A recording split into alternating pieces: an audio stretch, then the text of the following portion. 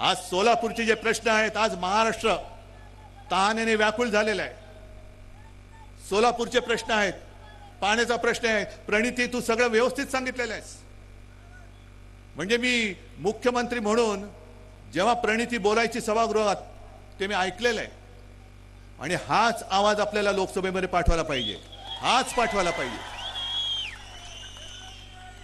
आणि या भाकड जनता पक्षाची जी नीती आहे, वापरा आणि फेकून द्या, वापरा आणि फेकून द्या.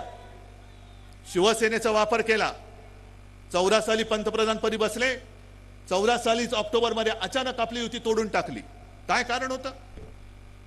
19 साली सुद्धा पंतप्रधानपदी बसले. मी तुळजाभवानीची शपथ घेऊन सांगितलं की मी बाळासाहेबांना दिलेलं वचन आहे की शिवसेनेचा मी मुख्यमंत्री करून दाखवेन. आणि हे वचन अमित शहाना मी सांगितलं होतं, त्यांनी मान्य केलं होतं, पण मोडला शब्द.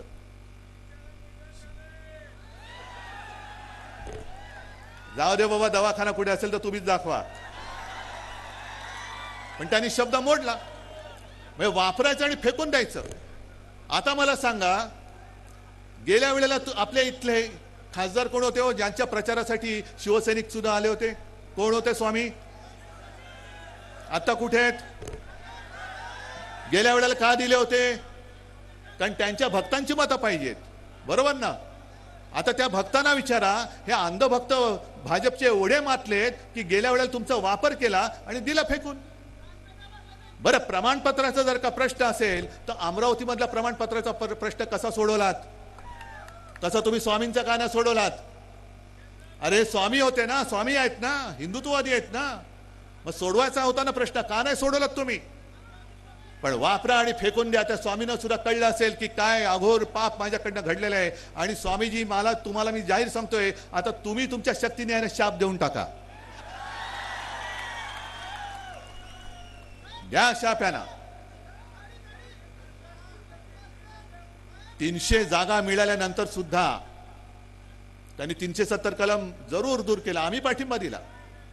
काश्मीरचा 370 कलम दूर केला, शिवसेनेने पाठिंबा दिला, उघड पाठिंबा दिला. पण 370 कलम काढल्यानंतर सुद्धा अजूनही काश्मीरी पंडित काश्मीरमध्ये का जाऊ शकत नाहीत? अरे काय सगळी माहिती आहे अपडेट तुमच्याकडे, अप टू डेट. अरे तुमच्याकडनं आम्हाला शिकलं पाहिजे बऱ्याचशा गोष्टी. नाही, हे बोलतात ते काय अगदीच काय खोटं नाहीये. कारण ते गाणं आहे ना, ये पब्लिक है सब जानती है. आम्हाला वाटतं आम्ही शहाणे आहोत, पण आमच्यापेक्षा तुम्ही कित्येक पटीने जास्त हुशार आहात. थांबा थांबा थांबा थांबा.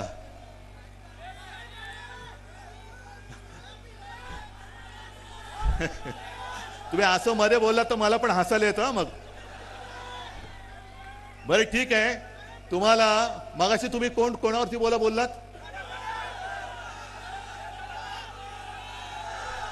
काय ते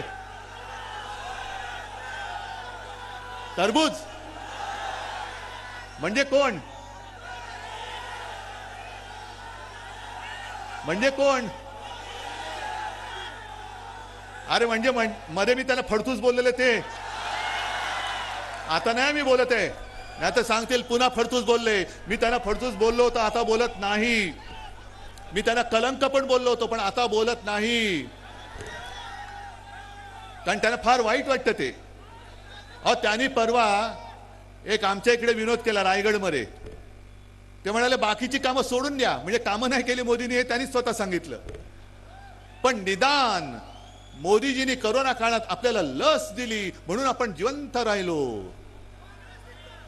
म्हणजे जे काय संशोधक आहेत ते काय गवत उपटत बसले होते? मोदी एवढे सगळं ब्रह्मांड त्यांना माहिती आहे. मोदीजींनी लस बनवली. आम्हाला अभिमान आहे की लस जी बनली ती माझ्या महाराष्ट्रामधल्या पुण्यामध्ये बनलेली आहे, पुनावालांनी बनवलेली आहे. आणि तिथून मोदीजींनी तिकडनं घेतली. पण मोदीजींनी जरी लस दिली असली तरी मोदीजींनी लस ती अशी काय हवेत नाही सोडली.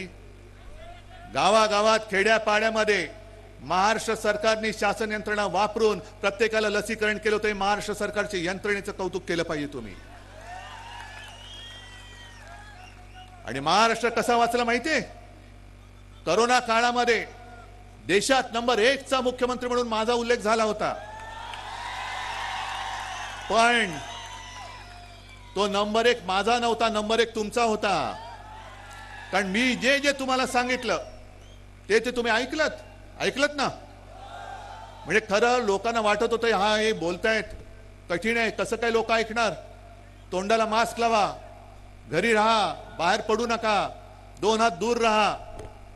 मी जे जे सांगितलं ते तुम्ही ऐकलत, म्हणून महाराष्ट्र वाचला. मोदीजी, तुमची लस नंतर आली आणि मुळात तुम्ही लस दिलीच नाही. लस माझ्या महाराष्ट्रामध्ये बनली.